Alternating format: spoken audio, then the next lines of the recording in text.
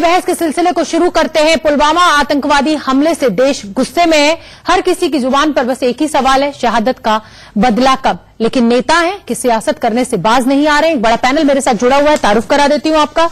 रोहित चहल जी BJP के spokes person है, विनायक डालमिया कांग्रेस के स्पोक्स पर्सन है, डॉक्टर आशुतोष वर्मा समाजवादी पार्टी के स्पोक्स पर्सन है, विनय सिंह टीएमसी के सपोर्टर हैं, मेजर जनरल के सिन्हा डिफेंस एक्सपर्ट है, वो भी हमसे जुड़ेंगे। रोहित जी, आपसे शुरुआत कर लेती हूं।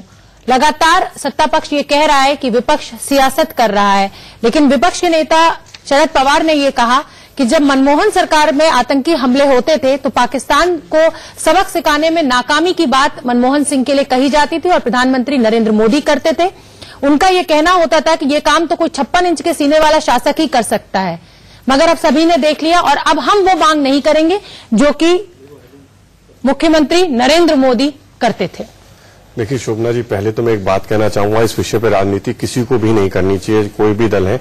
आज एक दुख की घड़ी है और देश पूरा एक सेना के साथ खड़े होने का समय है, ना कि इस पे राजनीति और पाकिस्तान को दिखाने का। तब ये बात समझ में नहीं आती। लेकिन देखिए, अगर इस पे ये सेना का मामला है, इसमें बयानबाजी से बचना चाहिए। लेकिन यहाँ पर महत्वपूर्ण विषय ये भी है कि जब से अगर पिछले 5 सालों में अगर आप बॉर्डर एरिया को छोड़ दें, पूरे देश में कहीं पर भी, मैं फिर वही बात कहूंगा, इस पे आप कहेंगे, लेकिन पूरे देश भर में कहीं आतंकवादी हमले या बम ब्लास्ट तो नहीं हुए ना।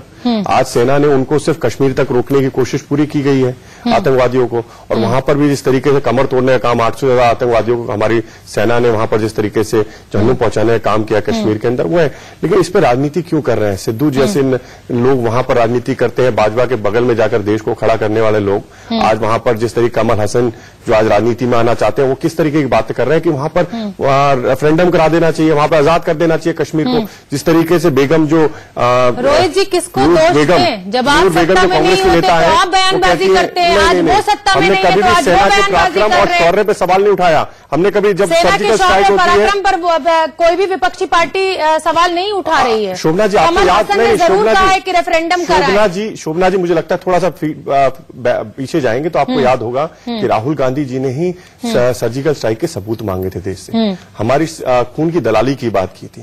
तो देखिए जिस तरीके सेना के शौर्य पराक्रम पे समय समय पर सवाल राहुल गांधी ने क्या किया, ये कांग्रेस पार्टी जवाब देगी। ये तो बात ये आरोप आपके ऊपर भी है कि सर्जिकल स्ट्राइक का सियासी फायदा उठाने की कोशिश पूरी तरह आपने सेना के करी है। शौर्य और पराक्रम को दिखाना अगर आपको लगता है राजनीति है तो हाँ, तो दिखाने दीजिए ना, पिक्चरों को, पिक्चर वालों को पिक्चर बनाने दीजिए। आप तो कम से कम उसके डायलॉग्स को खड़े होकर मत प्रमोट कीजिए ना। और दूसरी बात है, और अगर सेना के सर्जिकल स्ट्राइक को आपको प्रमोट करना है, अच्छा करना है, तो सेवाएं दीजिए, सुविधाएं दीजिए उनके परिवारों को, अवार्ड दीजिए उन लोगों को। लेकिन इस तरीके की पब्लिसिटी पिक्चर की करके कहीं ना कहीं आप ग्लोरीफाई कर रहे हैं और उसका सियासी फायदा उठाने की कोशिश कर रहे हैं। शोभना जी, मुझे 10 सेकंड, ये आरोप है। शोभना जी 10 सेकंड और दीजिएगा।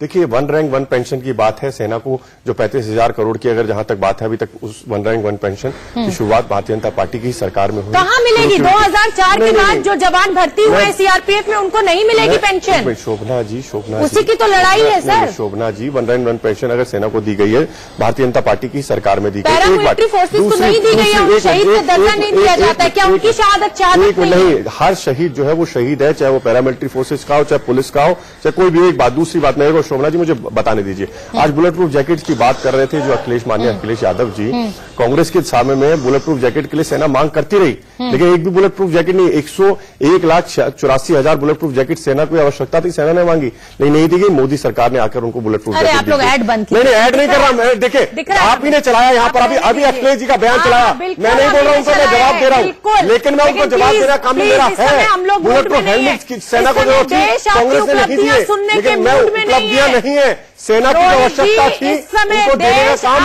सरकार ने किया है। उपलब्धियां सुनने में बिल्कुल इंटरेस्टेड नहीं है। हाथ जोड़ के विनती है, मत बताइए आपने क्या क्या कर दिया हमारे जवानों के लिए, हमें दिखाई दे रहा है। सेना की आवश्यकता थी, डॉक्टर आशुतोष थी, हमने जो आवश्यकता हमारे जवानों की थी वो पूरी की है। डॉक्टर आशुतोष, ये कोई मौका है सियासत करने का? बुलेट ट्रेन की तुलना आप बुलेट प्रूफ जैकेट से कर रहे हैं, और अगर इतनी ही खामियां थी तो क्यों उस कांग्रेस के साथ मिलकर आप विधानसभा का चुनाव लड़ रहे थे?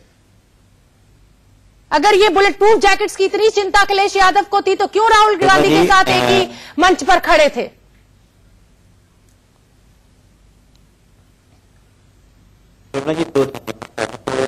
आपने सियासतदारों पे बहुत जल्दी आरोप लगा दिया कि सियासत कर रहे हैं। अगर आप पिछले 5 दिनों में देखें तो विपक्ष जिस तरीके से शांत से बैठा हुआ है, ना कोई सवाल पूछ रहा है, और भारतीय जनता पार्टी के नेता, उनके अध्यक्ष, उनके मुख्यमंत्री रैलियां कर रहे हैं, तो संवेदनशीलता किसमें है ये भारत की जनता देख रही है। दूसरी चीज है कि सवाल मत पूछो और सवाल बिल्कुल मत पूछो, ये वही पार्टी बोल रही है जिसने चूड़ियां पहचाने का काम किया था हमारे प्रधानमंत्री को, जो अपने 56 इंच के सीने के लिए बात करती थी और एक के बदले 10 सर मांगती थी। लेकिन लगातार गुरदासपुर के बाद भी सवाल मत पूछो, देश की सुरक्षा की बात है, उधमपुर के बाद सवाल मत पूछो, पंपोर की घटना के बाद मत पूछो, उरी के बाद मत पूछो, नगरोटा के बाद मत पूछो, पठानकोट के बाद मत पूछो, अमरनाथ यात्रा के बाद मत पूछो, सुजावन आमरी कैंप के बाद मत पूछो, और आज पुलवामा के बाद भी मत पूछो। क्योंकि चौकीदार जिस घर में रह रहा है वहां चोरी नहीं, अब डकैती हो रही है, लेकिन सवाल मत पूछो क्योंकि देशद्रोही हो जाओगे तुम। ये हालात आप सवाल कहाँ पूछ रहे हैं? और आप कह रहे हैं सियासतदारों से सियासत आप सवाल कहाँ पूछ रहे हैं? आप तो सरकार की योजनाओं के ऊपर उंगली उठा रहे हैं। चहल भाई, ये कह के बुलेट ट्रेन को बुलेट प्रूफ से कंपेयर करके कम से राजनीति मत कीजिए, देश के साथ खड़े हुए। तो आप भी ये चीजें याद रखा करिए ना रोहित जी, की जब सत्ता में ना हो तो आप भी राजनीति ना करें, आप भी 56 इंच के सीने को हमें करें। आप माफी मांगनी चाहिए। विनायक डालमिया, माफी तो आप लोगों शोभना जी, मैंने किसी के बीच में नहीं बोला, तो मैं चाहता हूँ मेरी बात सुनी जाए। पूरी कीजिए। हाँ, पूरी कीजिए शोभना जी।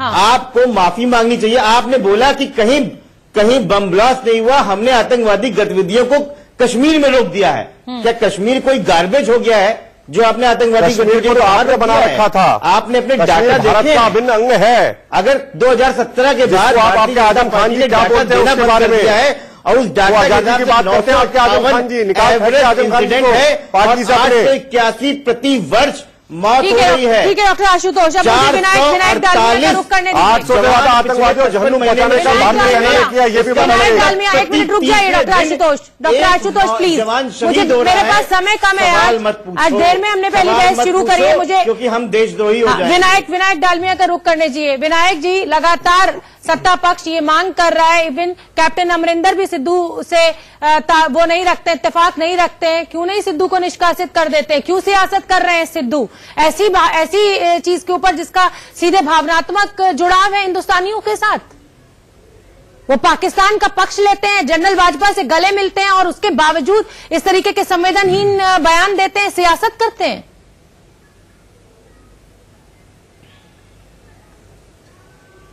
देखिए, सबसे पहले जो मैं कहना चाहूंगा, आपने कैप्टन अमरिंदर सिंह की बात सुनी, आपने कांग्रेस पार्टी अध्यक्ष राहुल गांधी जी की बात सुनी, अब आप मेरी बात भी सुन लीजिए। कांग्रेस पार्टी इस सरकार के बिल्कुल साथ है, कांग्रेस पार्टी सेना के बिल्कुल साथ है, सरकार के कंधे से कंधे मिलाकर कांग्रेस पार्टी खड़ी हुई है। जो निर्णय सेना लेगी, जो निर्णय सरकार लेगी, हम उसका समर्थन करेंगे, क्योंकि ये सिर्फ हमला कश्मीर पे नहीं है, ये पूरी भारत माता की आत्मा पे हमला है। कश्मीर से कन्याकुमारी तक ये हमला हुआ है और हम सरकार के साथ हैं, और जो वीर जवान है वो अमर रहे, हम ये बार बार कहते हैं। हमारी बस भाजपा से यही दरख्वास्त है कि इस मुद्दे पे राजनीति ना कीजिए और ऐसा फिर ना हो, ऐसा हादसा दोबारा ना हो। आप सरकार में हैं, आपकी सत्ता है, हम आपसे बस आग्रह कर सकते हैं कि ऐसा हादसा फिर से नहीं होना चाहिए। जो विधवा बीवी है, जो अब रो रही मां है, जो अब रो रही बहन है इन सैनिकों की, उनके साथ जो चले गए तो चले गए, पर फिर से ऐसा ना हो। जो सीआरपीएफ के जवान थे, वो जा रहे थे बॉर्डर पे हमारी सुरक्षा करने।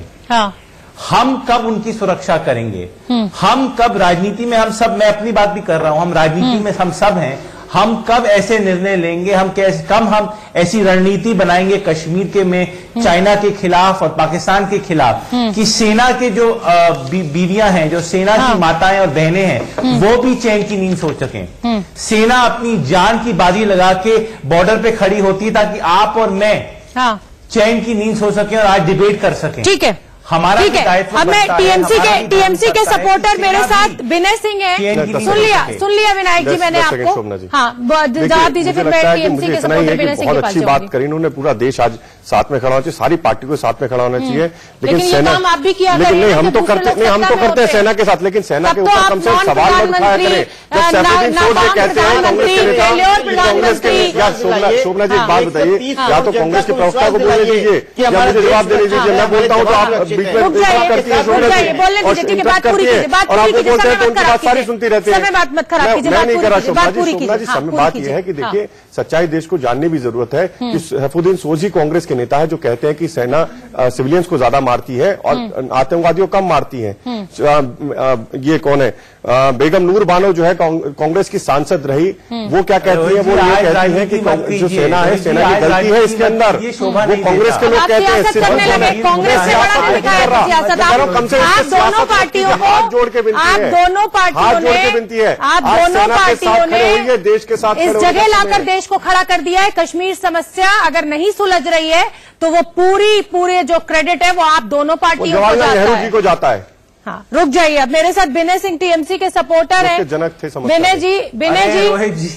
विनय जी क्यों सियासत की जा रही है? ममता बैनर्जी क्यों अपनी सियासी रोटियां सेकने की कोशिश कर रही हैं?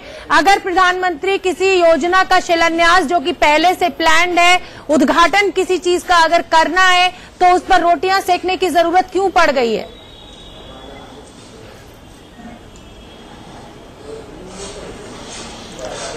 जी, ऐसा है कि ममता बनर्जी इसमें सियासत बिल्कुल नहीं कर रही है। देश में जब 40 जवान शहीद हो रहे हैं कश्मीर में आतंकवादी हमले के तहत, उस वक्त चाहे वह पहले से ली गई प्लानिंग हो, शेड्यूल हो, उसमें ट्रेन का जो है उद्घाटन न करके उसके टिकट बिक चुके थे, उस ट्रेन के आतंकवादी ट्रेन के टिकट बिक चुके थे सर। अगले दिन से वो आम जनता के लिए खुलनी थी। टिकट भले ही बहुत सादा कार्यक्रम हुआ था वो। अरे उससे क्या, जिस घर में मृत्यु हो जाती है उस घर में भी अगले वक्त खाना बनता है। कुछ नहीं, ट्रेन की टिकट, पूरा देश दुखी है, पूरा देश उन शहीदों के परिवार के साथ है, लेकिन देश को रोका नहीं जा सकता है।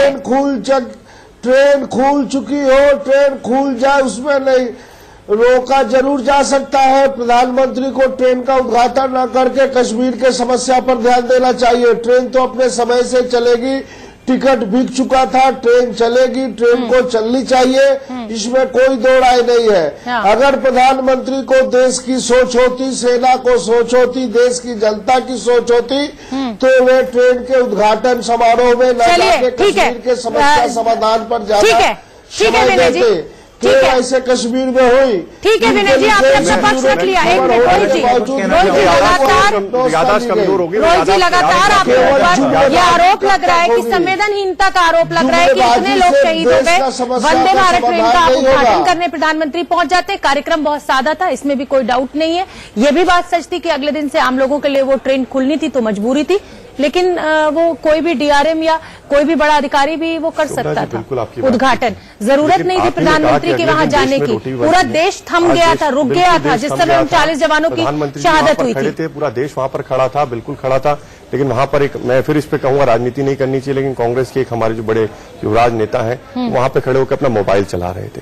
वो किसी को नहीं दिखा होगा। वहां पे सब लोग शहादत दे रहे हैं, वहां पर सब लोग शांति से खड़े हैं और हमारे जो जवान शहीद हुए उनको याद कर रहे थे।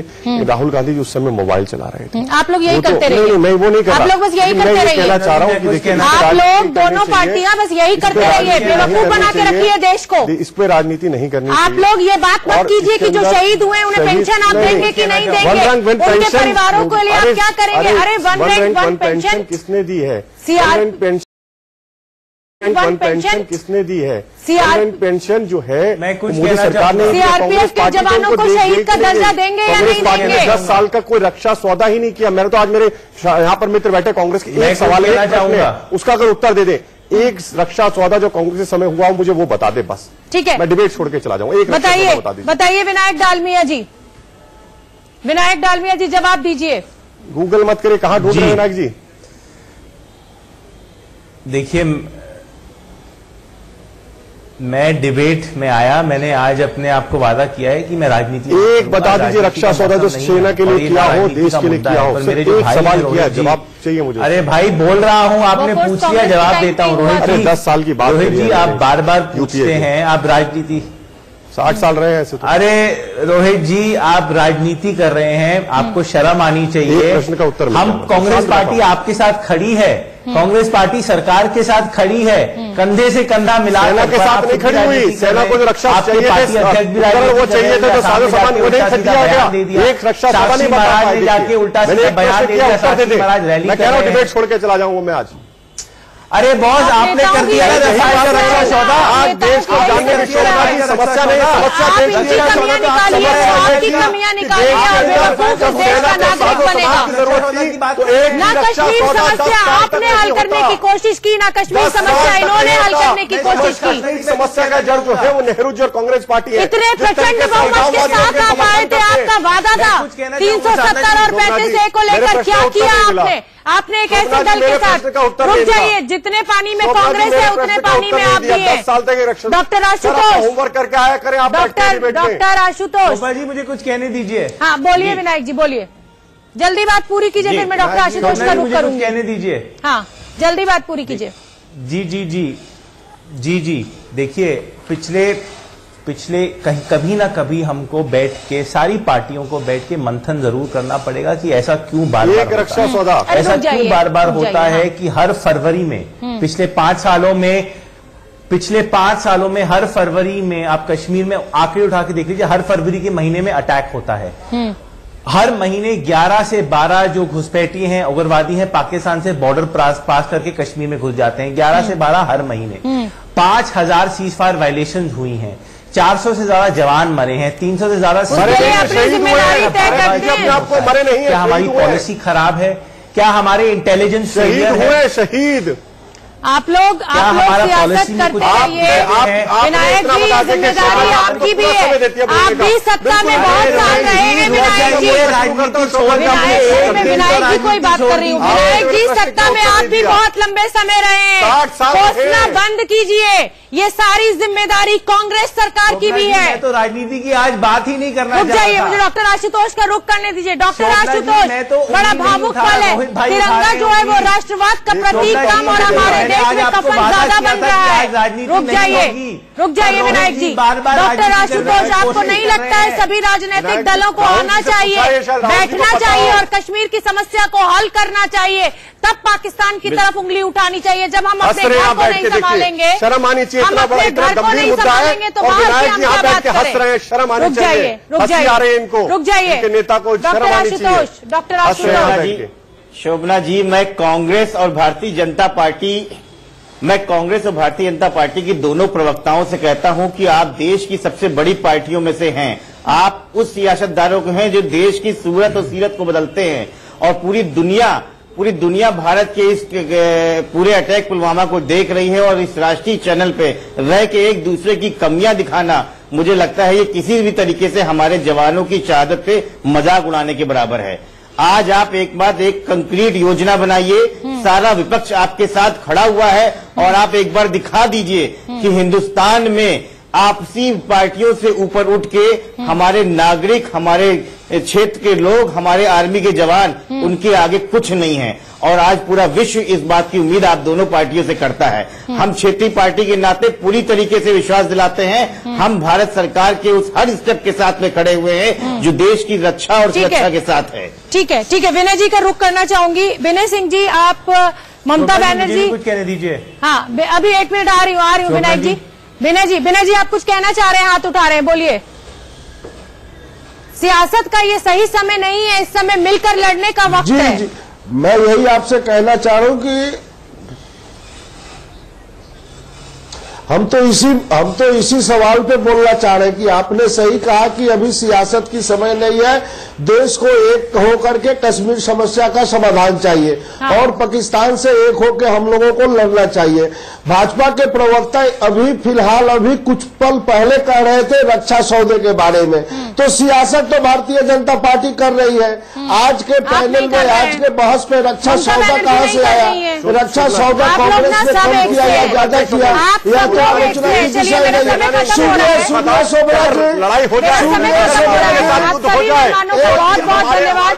हमसे पहली बहस में जुड़ने के लिए रुकेंगे एक छोटे से ब्रेक के लिए, और ब्रेक पर जाने से पहले आपको याद दिला दूं कि रोज 10:45 पर एक बड़े पैनल के साथ हम पहली बहस बड़े मुद्दे पर लेकर आते हैं। देखते रहिए इंडिया न्यूज, खबरों का सिलसिला।